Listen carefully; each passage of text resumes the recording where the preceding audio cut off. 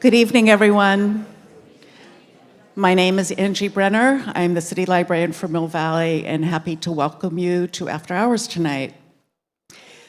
Before getting started, I've been trying for years to make sure people know who makes these events possible. And only in the last 6 months do I think it's really sticking when I mention who makes possible the free wine bar. So who can tell me who makes this possible? The foundation and the friends. Let's give them a big applause.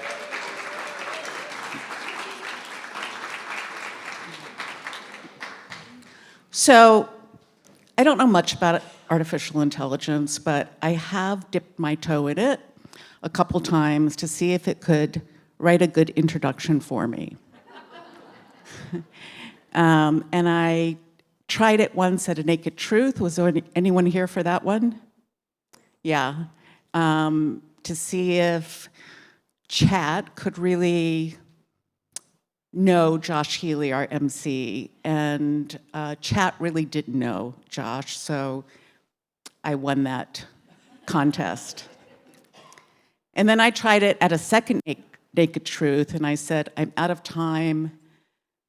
Write me an introduction, or what do I do? And it gave me some really boring options. But the last option was just wing it, like go up to the podium, and who knows, you'll be inspired. And that was a disaster. So, all right, so tonight I'm trying for the third time to see if chat can help me write an introduction.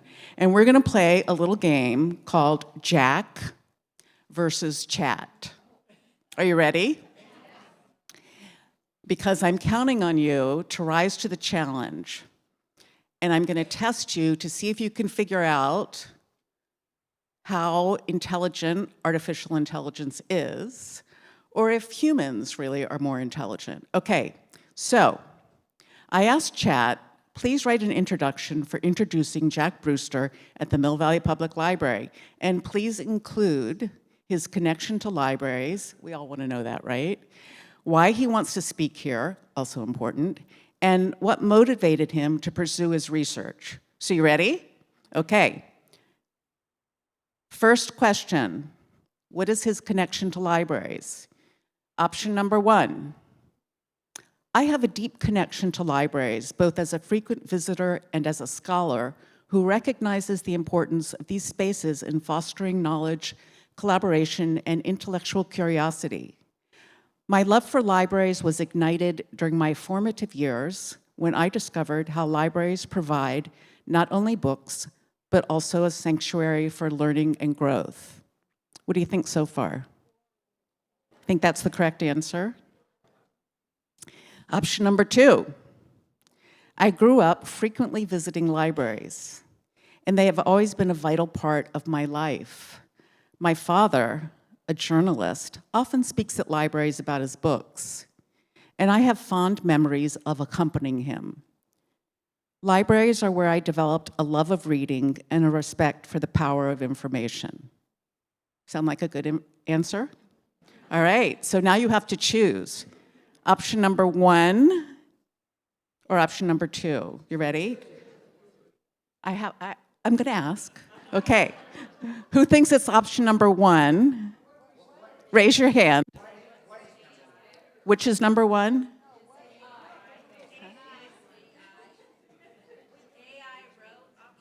Yeah, we want to know which one AI wrote. Sorry, left out important information.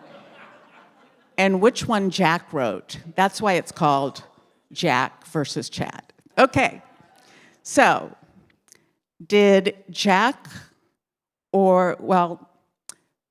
did AI write the first one? Yes. So how many people think Jack wrote the second one? Yes. Okay, so the answer is the second one. Okay, I think it was about somewhat evenish. What do you think, Jack? Okay, that was an easy one. Why does Jack want to speak here? Option number 1, I wanted to speak here because of its proximity to some of the most influential tech hubs in the world.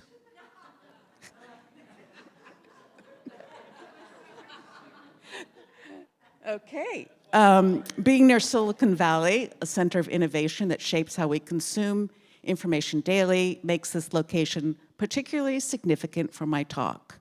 I believe the discussion around how phones and social media are changing the way we think and act resonates deeply here. This is a community that understands the rapid pace of digital change, and I'm excited to explore how we can harness technology to enhance media literacy and foster a more informed society. That's option number one. Option number two, I have a passion for sharing knowledge and engaging with curious minds. I believe that libraries are the perfect setting for conversations that spark creativity and expand perspectives. This venue holds a special place in my heart, and I'm excited to connect with an audience that values the importance of public spaces like Mill Valley's own library. So, did Jack write option one? How many people think yes? Huh? I can't hear. Oh, Jack. Did Jack write option number one? How many people think he wrote option number one? Raise your hand. Okay, a few of you. And how many people think he wrote option number two? Wow, they didn't get it right, did they, Jack? You were duped by artificial intelligence. I think Jack's going to talk tonight about how AI can manipulate. I can't hear. All right, third and final question. What motivated Jack to pursue his research? Was it, I was motivated by a desire to understand the impact of the digital age on our attention spans? As a journalist, I noticed that articles I wrote, along with those by my colleagues, were being skimmed and dismissed within seconds. This trend made me curious about how the internet was reshaping how we consume information and what I could do to better engage readers and contribute to more informed discussions. That's option number one. Option number two, I have been motivated by a desire to understand how we can bridge the gap between access to information and the empowerment it provides. My work explores the intersection of education, public resources, and community engagement, and I'm here to share insights that can help us all think more deeply about how we can harness these tools to better our lives. So, who thinks Jack, person over there, wrote option number one?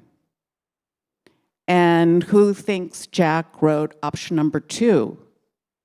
Ooh, what do you think, Jack? Split? Yeah, about even. In fact, option number one was the one that Jack wrote. So I don't know what that tells us about 8i, but I am thankful to Chat and Jack for helping me with tonight's introduction. Please welcome Jack Brewster.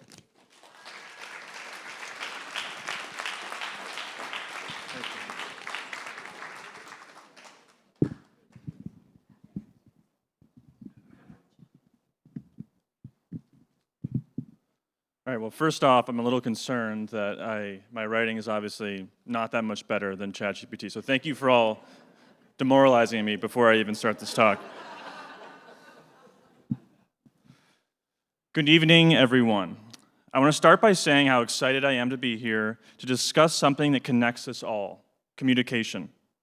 Talking is one of the oldest forms of communication, and today it remains as vital as ever.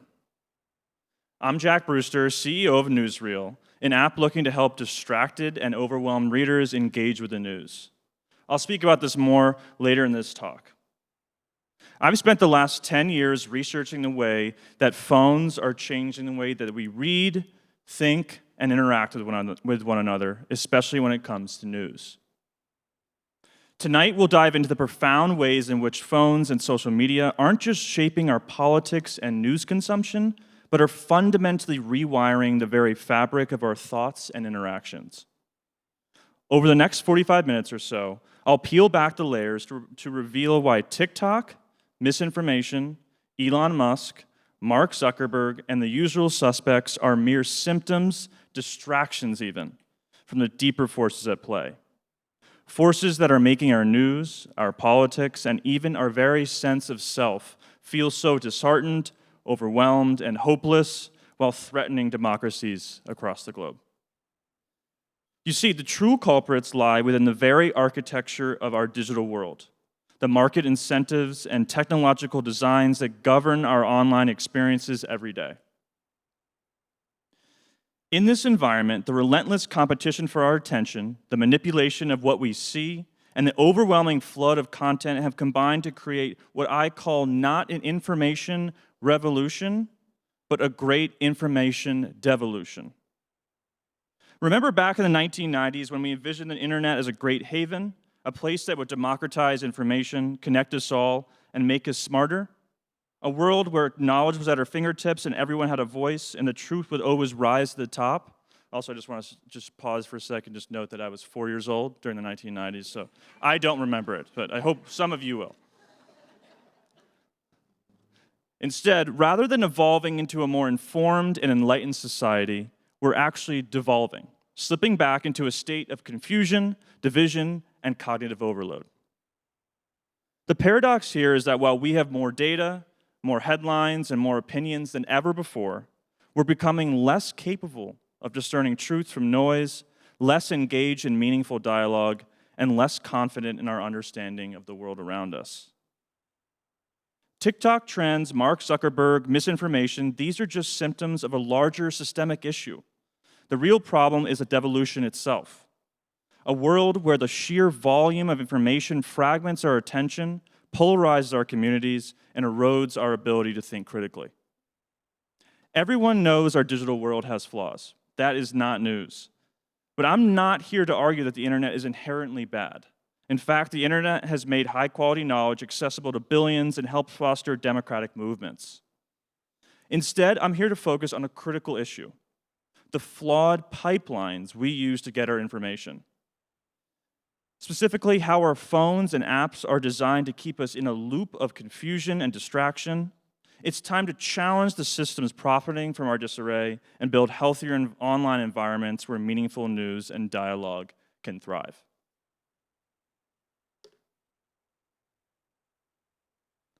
Let's begin by considering that nothing about what I'm going to talk about is new. In fact, the harvesting of our attention has been around for centuries. What's new is how it's being done today, with the tools, both physical and digital, we've handed over to players like Mark Zuckerberg and a handful of others. Back in the 19th century, Benjamin Day, the founder of the New York Sun, that's the sun right there, realized the true profit didn't lie in selling newspaper to readers, but selling readers to advertisers. His strategy was to capture as much public attention as possible and then sell that attention to the highest bidder. This strategy helped propel The Sun, which sold for much less than its competitors, to become the most read newspaper in America. After Benjamin Day pioneered the ad-based newspaper, the model expanded. Billboards began popping up in cities, grabbing our attention as we strolled. Next came propaganda and campaign ads, especially during times of conflict like World War I and World War II. Governments understood the power of media to shape public opinion. They used posters, radio broadcasts, and newsreels to foster national unity, or cultivate division. Propaganda wasn't just about selling products, it was about selling ideas and ideologies. Radio soon transformed entertainment into a commercial platform by interrupting our favorite shows and with sponsored messages. Political campaigns also quickly realized the power of this medium, crafting jingles and speeches that would reach millions in their homes.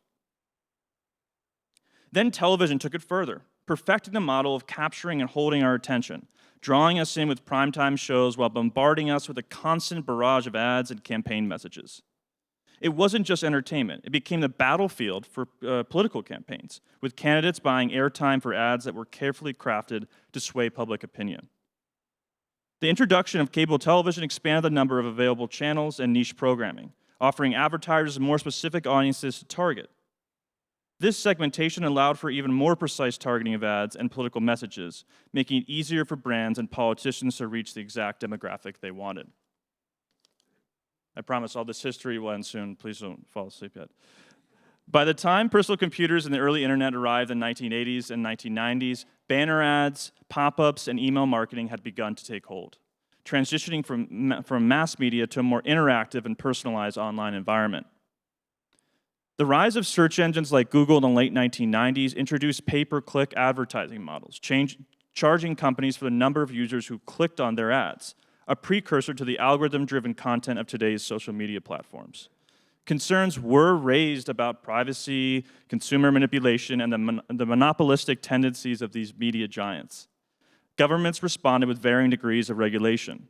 These include content standards such as the Fairness Doctrine for radio and television, to privacy protections and antitrust laws. But nothing prepared us for the sea change that was the smartphone. For the first time in history, we carried the billboard, the television, and the radio with us everywhere we went. For the first time in history, we became constantly accessible to those seeking to harvest our attention. And for the first time in history, we had no real escape. Now we move to part two, the design problem. How smartphones and the App Store set the stage for the great information devolution. When Steve Jobs set out to create the iPhone, he did so with the intention of making a better phone. That's it. Just a phone. Nothing more. He did not have a vision for what we have now in our pockets. So let's now watch an interview that he gave to CNBC back in 2007. Just bear with me for 1 second. At handsets.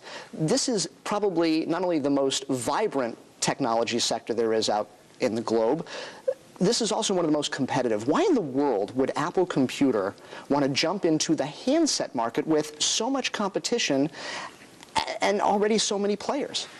You know, one of the biggest motivations for working so hard for a few years to make a great product is you want one yourself. And we use all the handsets out there.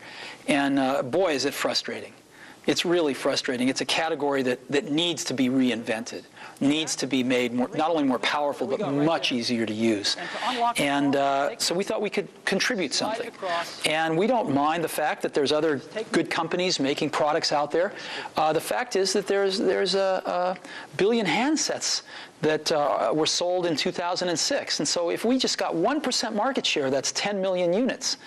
And we think what we've done is to reinvent the phone and completely change what your expectations are going to be for what you can carry in your pocket. You mentioned in your keynote, you talked about the Mac, you talked about the iPod, and now there's this. What makes this such a product that would enjoy such lofty company? How important is this to Apple Computer, and why? You know, time will tell. The Mac changed the whole computer industry. And it really made computers easy to use for the first time and brought graphics into the personal computer for the first time. The iPod changed the way we listen to music and changed the whole music industry. I think the iPhone may really change the whole phone industry. And I think give us something that's vastly more powerful in terms of making phone calls and keeping all your contacts on it, having the best iPod we've ever made fully integrated into it, and having the internet in your pocket with a real browser and real email and the best implementation of Google Maps on the planet. Having all this stuff in your pocket and yet having it be 10 times easier to use. I think this is where the world's going. You mentioned during the speech as well, you kept coming back to it too. You kept showing the competitors. You kept showing Palm and RIM and Nokia and Motorola. What message are you sending not only to your immediate competitors, but to the entire industry? We're a financial network, obviously, so from an investor standpoint, I don't know if you've been seeing what your comments have been doing today, but Research in Motion is getting clobbered, and I would imagine the other smartphone manufacturers are also feeling an enormous amount of pressure because you have now officially entered the game. Well, we don't really think in those terms. We're a product company. We love great products. And so, in order to explain what our product is, we have to contrast it to what's out there right now and what people use. So, that's what we do. and looking at this also, when you and I talked about the video iPod, when that finally, I'm sorry, the iPod that also does video, you were careful to correct me that last time. You said, you had never manufactured so many of these things before, and we'll see how it goes. We don't know if video is going to be a killer app, but we'll see what happens. Yes. What's your underplaying statement today about downplaying the potential and opportunity for this device? Well, to go back to our prior conversation, we can now say that video worked. It is a killer app. We've sold over 50 million TV show episodes, and in... I'll pause it there. So it's kind of amazing to watch now, right? I just want to repeat one thing that Jobs said in that interview, because I really think it's very important. I just want everyone to kind of have that stick in their brains after they leave this talk. Quote, "I think the iPhone may change the whole phone industry. And I think give us something that's vastly more powerful in terms of making phone calls and keeping all your contacts on it, and having the best iPod we've ever made integrated into it, and having the internet in your pocket with a real browser and real email, and the best implementation of Google Maps on the planet. Having all this stuff in your pocket and yet having it be 10 times easier to use." So notice the words that Jobs used here. He talked about the iPhone primarily as a connector, a tool to streamline communication and access to information. He didn't envision the iPhone as a constant companion, buzzing in our pockets from morning to night, interrupting us with endless notifications, emails, and app alerts. The first iPhone, launched in 2007, lacked many of the features we now take for granted. It could not record video, didn't support third-party apps, and had no app store. There were no push notifications, no front-facing camera, no copy and paste functionality, and no ability to multitask between apps. It only supported 2G networks, and its web browser, while groundbreaking for its time, was slow and limited by today's standards. The iPhone was initially designed to do a few key things well: make phone calls, send text messages, play music, and browse the web.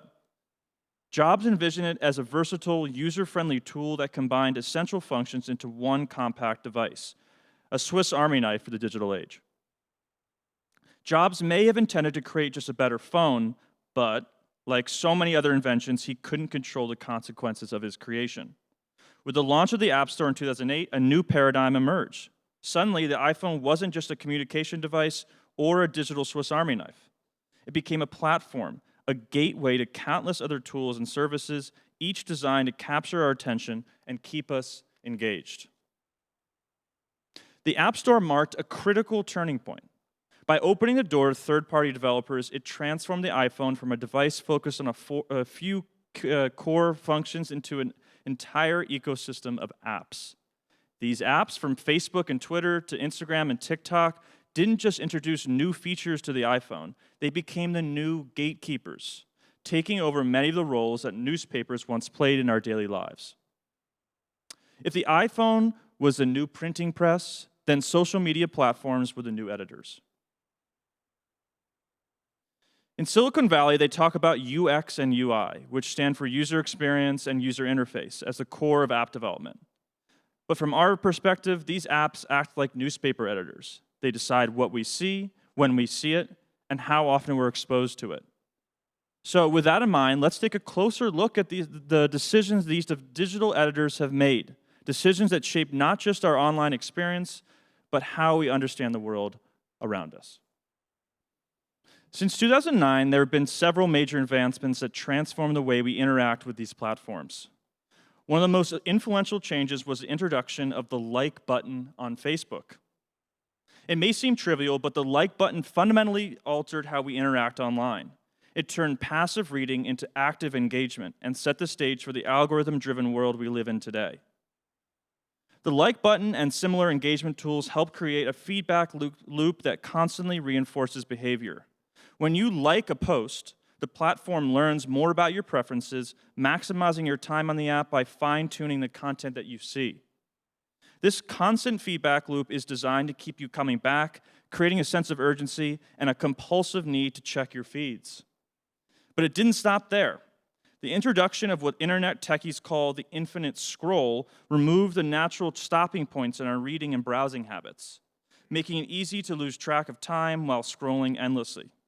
The autoplay feature on platforms like YouTube and Netflix capitalizes on our inertia by automatically playing the next video, episode, or clip before we've even decided if we want to watch it. These features aren't just thrown together randomly. They're carefully designed with us in mind. They're based on behavior psychology and principles from books like Hooked by Nir Eyal, which breaks down how to create products that people can't help but keep using. The Hooked model has 4 key steps: trigger, action, variable reward, and investment. Social media platforms use these steps to keep us hooked and sometimes even addicted. Think about notifications. They act as triggers, nudging us to check our phones. The actions are simple, like tapping a like button or scrolling through our feed. Then there are variable rewards, the unpredictable updates or surprise posts that keep us coming back for more. And finally, there's investment. Every time we post content or leave a comment, we're investing in the platform, making it harder for us to walk away. None of these design changes were intended to help you understand, remember, or reflect on the information presented. Instead, they were meticulously crafted to keep you hooked, ensuring you spend as much time on the platform as possible.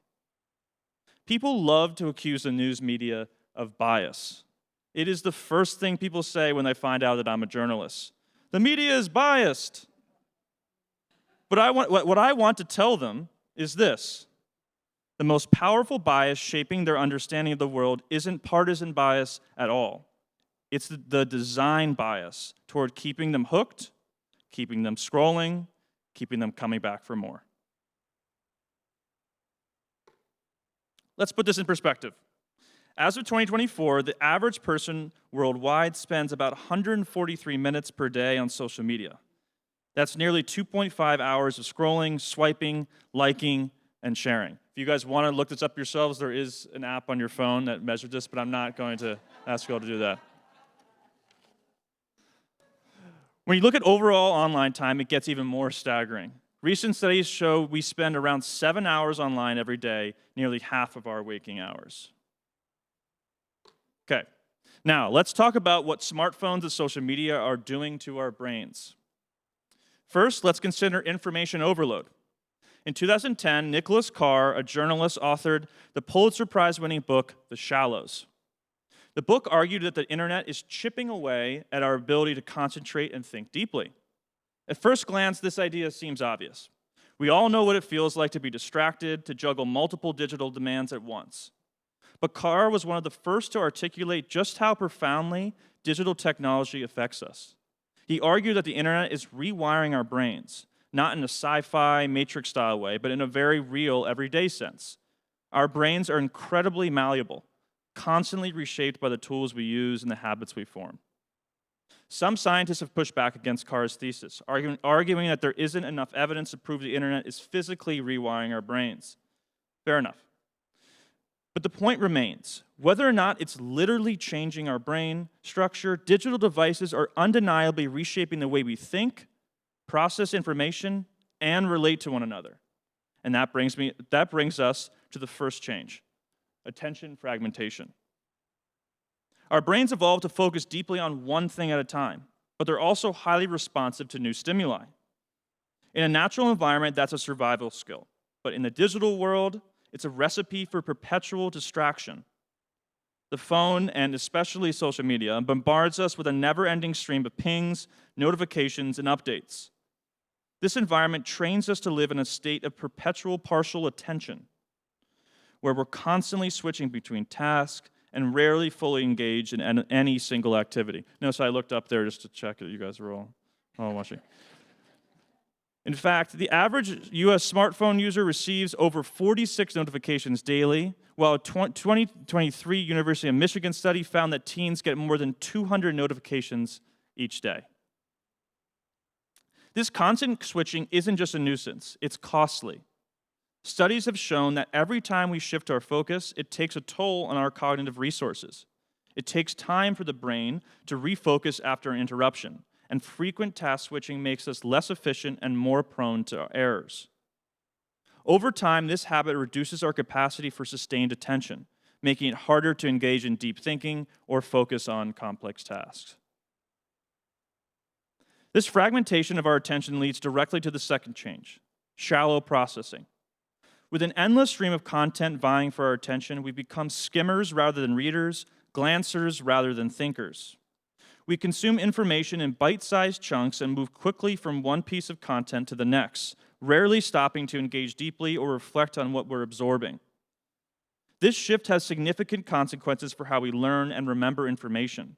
Studies show that when we engage with information superficially, we're less likely to retain it or understand it in a meaningful way. We start to expect that all information will be easily digestible and lose the ability to read deeply, tackle complex ideas, and think critically about what we read. The third major shift is memory offloading. With the internet always at our fingertips, we often ask, why bother memorizing facts or deeply internalizing knowledge when we could just Google it later? This behavior fundamentally changes how we value and retain information. Instead of storing knowledge within our minds, we increasingly depend on external devices, our phones, the cloud, and other digital tools to keep track of what we need to know. This reliance on external memory has a profound impact beyond just creative thinking. It also affects our ability to stay informed and engage with the news, politics, and the world around us. When we no longer commit important information to memory, such as key political developments or critical news events, we become less capable of connecting the dots between different pieces of information. This weakens our ability to understand the context and significance of what is happening in our world. Staying informed and critically engaged requires an active mental framework where new information can be placed and connected to existing knowledge. If our memory is offloaded to external devices, we lose the ability to maintain that framework effectively. We're less likely to remember the nuances of complex political issues, the intricacies of policy debates, or the deeper narratives shaping our communities and societies.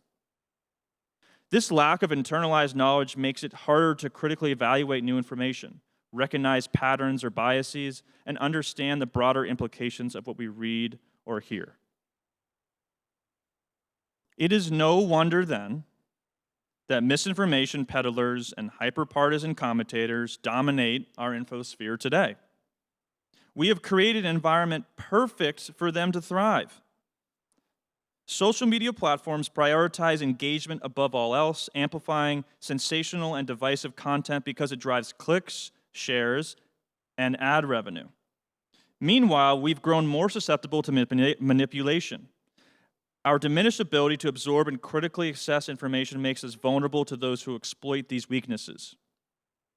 Studies show that when overwhelmed by rapid, fragmented information, our brains struggle to retain complex details, making it easier for misinformation to spread unchecked. Steve Bannon, Trump's former strategist, famously once said, "The Democrats don't matter. The real opposition is the media. And the way to deal with them is to flood the zone with shit." I've been reporting on misinformation for years, both at Forbes and a company called NewsGuard. And I've seen how social media platforms, by their design and business models, blur the lines between reliable news sources and fringe outlets. Today, these platforms treat all content equally, whether it's from the New York Times or a conspiracy theorist like Alex Jones, because their algorithms prioritize engagement over credibility or truth. This creates a landscape where it becomes increasingly difficult for the truth to rise to the top. Artificial intelligence has turbocharged the spread of misinformation, giving bad actors the same content production capabilities as credible news organizations. In this way, I like to say that AI has democratized the troll farm, allowing anyone the ability to create, replicate, and distribute vast amounts of misleading or false information at scale. But misinformation is not the main focus of my talk today. Instead, I want to examine how profit incentives and shifting consumer habits have driven news organizations and politicians to cater to the lowest common denominator to stay relevant in this new information ecosystem.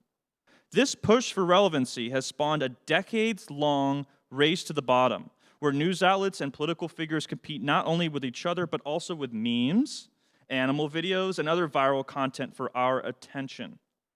In this contest for survival, they often sacrifice depth and nuance for sensationalism and simplicity. To change this, we must hold news organizations to a higher standard. But just as importantly, we must hold ourselves to a higher standard too. Derek Thompson, a journalist at The Atlantic and host of the Plain English podcast, makes a simple but profound suggestion. He says that whenever we criticize the media, we should replace the word media with audience. Why? Because the media is ultimately a reflection of what the audience demands. If people crave quick, sensational stories that provoke a reaction, then that's exactly what the media will deliver.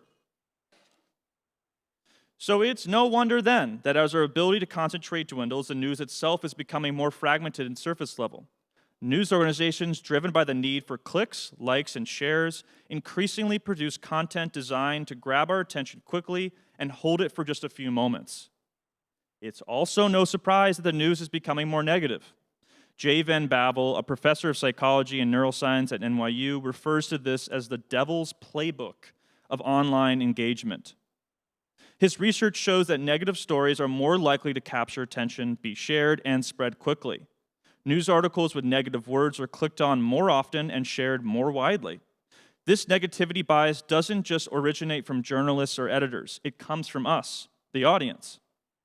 The content that gets the most clicks and engagement is often the most sensational and alarming. So, news organizations adapt, feeding us more of what we respond to. And it's no surprise either that the news is becoming more polarizing. Van Bavel's research highlights how online platforms amplify the most extreme voices, giving disproportionate visibility to the loudest, angriest, and most divisive opinions. Algorithms reward this content because it drives engagement, more clicks, shares, and comments. But in the process, it deepens our divides. We're not just consuming news, we're consuming a distorted mirror that reflects our worst instincts back at us, making us believe that our differences are deeper and more entrenched than they really are. To survive, news organizations have adapted to these very dynamics they once sought to consider. To borrow a phrase from Star Wars, they become the very thing they swore to destroy. The need to keep audiences engaged has led to a proliferation of content designed to provoke outrage and inflame tribal loyalties. It's the ultimate irony. In an effort to stay relevant, the news industry has had to play by the rules of the very platforms that undermine its credibility. If you're skeptical, let me give you a personal example. As a journalist on the breaking news desk at a previous news organization, the pressure to generate views was relentless. We were expected to hit 1 to 1.5 million views per month, or face consequences. The journalist with the most views was often rewarded with an Amazon gift card. The primary goal was clicks, not writing good stories. My editor routinely advised us against covering detailed policy arguments. Focus on the drama, he'd say, because that's what sells on Google and Facebook. He was right. Sensational stories and simplified narratives generated the most traffic. This is precisely what news organizations are doing.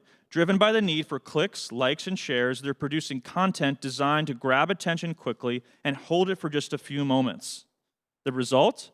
More sensationalism, more superficial coverage, and a steady drift away from in-depth, nuanced journalism that promotes understanding. Our politicians, too, are not immune to this reality. Just as news organizations have adapted to the demands of the attention economy, so have our political leaders. The political landscape has become a reflection of these same dynamics. To gain visibility and traction, politicians increasingly resort to inflammatory rhetoric, performative outrage, and simplistic black and white narratives that thrive in this online environment. The incentives of the digital age encourage them not just to represent us, but to mirror our most reactive and extreme impulses back at us. In a world where every political statement is reduced to a soundbite and every debate is condensed into a tweet, there is little room for nuance or complexity. Politicians are pressured to choose sides, appeal to their base, and vilify the opposition. In this ecosystem, moderation becomes a liability, compromise is seen as a weakness, and the middle ground is increasingly a no man's land. The loudest, most extreme voices get the most attention because they drive the most engagement. The result is a political climate that feels more polarized than ever, a climate in which division and distrust are not just side effects, but central features. If our media and politicians are reflections of us, then we too are shaped by this fragmented, accelerated information environment. As media theorist Marshall McLuhan argued, when our tools of communications change, so do we. We become accustomed to quick takes and headlines that conform our biases. We are less likely to engage deeply, less likely to understand the nuances, and more likely to retreat into echo chambers that reflect our own worldviews. But we don't have to accept this future. To create a healthier information environment, we must seek out ways to turn away from the design systems that have left us paralyzed. We need to be more intentional about how we consume news, actively choosing sources that prioritize depth, context, and credibility over clickbait and outrage. We must demand better from the platforms that deliver our news, advocate for algorithms that reward accuracy and insight, and support media that truly informs rather than just entertains. Ultimately, holding ourselves to a higher standard means becoming more mindful consumers of information, recognizing that our clicks, shares, and attention shape the media landscape. We need to foster new habits that emphasize understanding over reaction, curiosity over confirmation bias, and engagement with diverse perspectives over retreat into ideological corners. Only then can we begin to rebuild a more informed, empathetic, and connected society.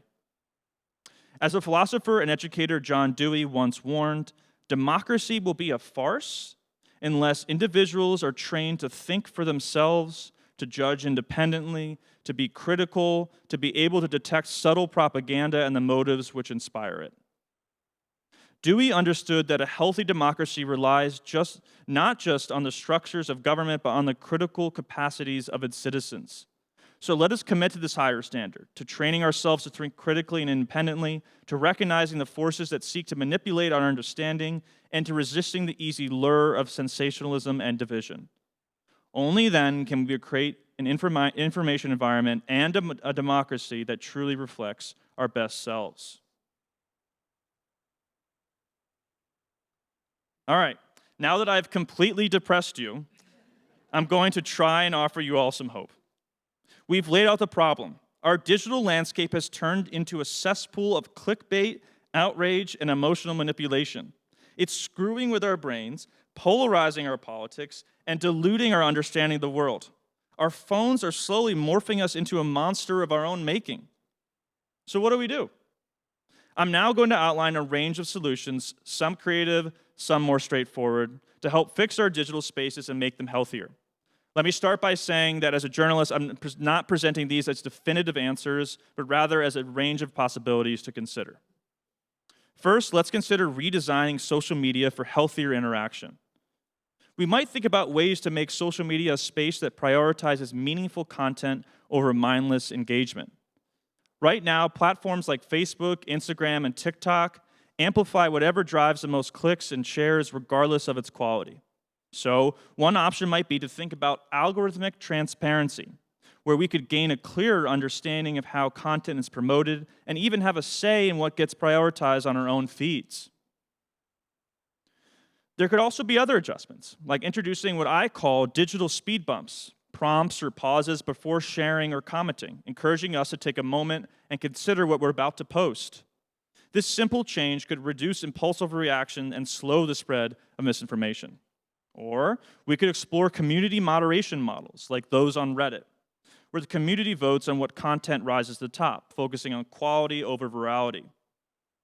And we might consider timed interactions, offering users time limits or usage caps they can opt into to encourage healthier social media habits and reduce addictive behaviors. I saw something funny today on Twitter, by the way. There was somebody who made a close sign for Instagram. I thought that was really great. But maybe it's not just about tweaking the platforms we have. Maybe it's about rethinking how we get our news altogether. This brings me to human-centered design for digital spaces. Instead of expecting current social media companies who are locked in a battle for engagement at any cost to change their behavior, we could look beyond them and imagine new pipelines for news that prioritize human needs first. Think about it. While news apps like the New York Times or the Washington Post exist, they're often just digital replicas of their print editions, just articles on a screen. They struggle to compete with the endless dopamine hits from platforms like TikTok or Instagram. So rather than trying to beat social media at its own game, we could envision new kinds of digital news spaces that fit today's reading habits, but also respect our cognitive and emotional well-being. For example, at Newsreel, the company I founded and run, we're in the beta stages of experimenting with this idea. We're borrowing some of social media's most engaging tools, like interactivity and gamification, but using them to create a deeper, more meaningful news experience. Instead of just passively scrolling through endless content, our app encourages active engagement with features like timelines and quizzes that keep readers informed and involved. So, when I talk about human-centered design, I'm suggesting that we need to develop entirely new ways to interact with the news. Pipelines that foster genuine understanding and active participation rather than just endless scrolling. But of course, creating new spaces and pipelines for news is only part of the solution. If we're going to reshape our digital landscape, we also need to think about how the news is produced and supported in the first place. That brings me to the role of journalists in the digital age. Journalists could evolve from simply reporting facts to becoming knowledge stewards. It's not just about delivering the news anymore. It could be about fostering insight and critical thinking. Journalists might help us connect the dots, providing the context and nuance we need to see the bigger picture. This could mean experimenting with new formats, like creating knowledge pages that act as living, comprehensive sources on ongoing topics, kind of like Wikipedia, but curated by experts. Or it could mean promoting healthier social media habits by recommending trusted sources and accounts, essentially crafting a personalized news playlist for readers. Yes, people are biased, but by offering more choices in how we consume news, we can help encourage more thoughtful engagement with diverse perspectives. Journalists might also bring more transparency into their reporting by explaining editorial choices, like why a story was prioritized or why anonymous sources were used. They could even develop interactive tools like custom AI chatbots trained on their articles to answer readers' questions and provide additional context at the end of a story. Perhaps they might go even further. As people increasingly turn to AI chatbots instead of search engines for answers, journalists and editors trained to ask the right questions and deliver clarity could help the public navigate the news more effectively by teaching something known as prompt engineering. This is the art of crafting precise questions or commands to get the most accurate and useful responses from AI. Angie, you think you actually could have used that earlier today, by the way. By crafting better prompts, journalists could help foster deeper understanding and more informed engagement with the news. In the end, journalists might see their role expanding beyond just the headlines, helping people move from passive browsing to active knowledge seeking, from aimless surfing to purposeful navigation of the digital world. Even if journalists change their roles, we still face a fundamental issue: the business model that supports news today. That's where the idea of reinventing this business model comes in. News organizations are hooked on the same drug as the rest of us: attention. They chase clicks, shares, and engagement metrics because they rely on ad revenue to survive. But what if we explored other models? Models where readers become stakeholders through subscriptions, donations, or memberships, giving them a say in what they consume and demanding better quality. We might also consider hybrid models that blend public funding with private investment. Or imagine a news platform that operates like a cooperative, where readers not only pay for but participate in editorial decisions. And finally, let's talk about making media literacy sexy. Media literacy shouldn't be some boring academic chore that feels like a slog. It should be engaging, dynamic, and yes, even fun. And it should not be confined to just high schools or colleges, or even limited to classrooms at all. It should be woven into every corner of our online experience, helping us understand how the internet is rewiring our brains and addressing the real challenges of phone addiction and screen time. But here's the thing: media literacy shouldn't just be for kids in school. It needs to be for everyone. We need media literacy to bridge the gap between generations. Yes, that means boomers learning from Gen Z, and Gen Z learning from boomers.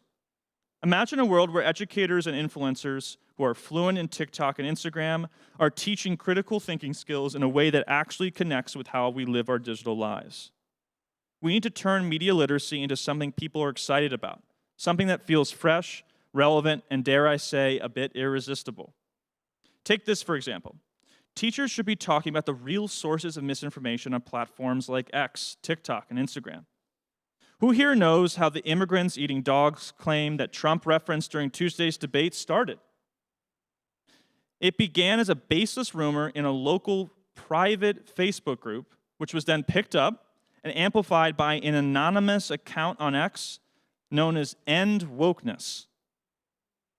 This is how misinformation spreads, starting small, then gaining momentum as it's shared and boosted by influential or anonymous accounts. By examining these real-life examples, teachers can help students understand how false narratives take hold, who is spreading them, and why they gain traction. It's about equipping everyone with the tools to critically evaluate the content they see and to recognize the mechanics behind the spread of misinformation. Media literacy should feel like learning to navigate an exciting new world, not like a chore. It should empower everyone to see through the noise, understand how and why they're being targeted, and make smarter, more informed decisions online. Let me leave you with this. We're all a part of a story that's far bigger than ourselves. A story where technology has continually upended our world, from the invention of the printing press to the rise of radio and television. With each new wave, we've adapted and responded. But this time, it's different. The digital age has transformed our media landscape in ways we've never seen before, and we're only beginning to understand its full impact. I'm not suggesting we fight technology with pitchforks or retreat to a life without screens. That's neither realistic nor necessary. But we must recognize that our relationship with technology is still evolving. Right now, we're at a critical juncture, what I call the great information devolution. We become overly dependent on our digital tools, much like characters in a dystopian novel who slowly realize they're being manipulated by forces they don't fully understand. And, like in every great story, there comes a moment when the hero wakes up and realizes they have a choice. That moment is now. The big takeaway here is simple but urgent. If we don't start reclaiming control over how we engage with information, we risk losing more than just our ability to think critically or understand complex ideas. We risk losing our agency, our ability to make informed decisions, and our sense of what it means to be human. We don't have to let technology dictate how we think. Instead, we have the power to change our relationship with it. Imagine a world where we don't scroll mindlessly but engage meaningfully, where we don't just consume news but truly understand it, where we don't just react, but reflect. And this change doesn't start in our schools or with the next generation. It starts with all of us because, let's be honest, most of us are addicted to our phones. This isn't a Democrat or Republican issue, it's a human issue. News organizations today are caught in the same trap as the rest of us, competing for attention, clicks, shares, and engagement metrics. They're in a race to the bottom. Not necessarily by choice, but because they're trying to keep up with social media platforms that prioritize engagement above all else. So, if we want a better media environment, we need to recognize this dynamic. We can't just hold platforms accountable. We also need to look at how our own habits are driving these changes.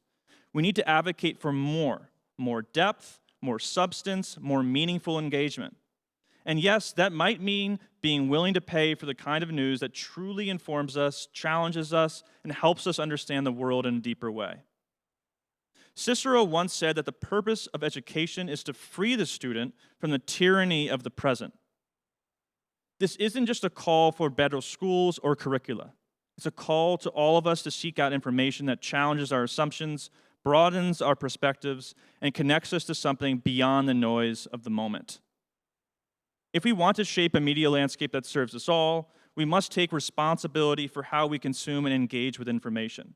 It starts with us, demanding more, thinking deeper, and striving to be more than just passive recipients in this digital age.